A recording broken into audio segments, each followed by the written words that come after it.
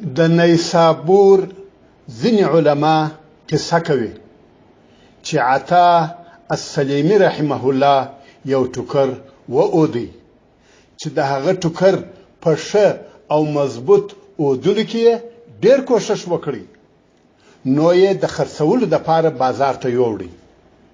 کله چې دکاندار هغه ټوکر ولیدی د هغه عیبونه یې بیان کړه او لږ قیمت یې ورته کښېښاوه. عطا رحمه الله خپل ټوکر واخیستی او هلته ګوشه کښېنستی په ډېر شدت سره یې ژړل. هغه دکاندار پر خپلو خبرو پښیمانه سو نو یې عطا رحمه الله ته عذرونه ویل او ویل هر څونه قیمت چې ته غواړې زه یې درکوم. عطا رحمه الله وویل خبره داسې نه ده لکه ته چې ګمان کوې.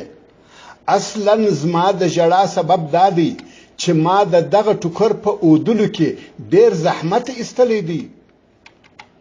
غوښتل مې چې داسې ټوکر جوړ کړم چې هیڅ عیب ونه لري، خو کله چې د دغه کار کاسب دغه زما اودلی ټوکر ولیدی د ټوکر هغه عیبونه یې راویستل چې ماته نه و را معلوم.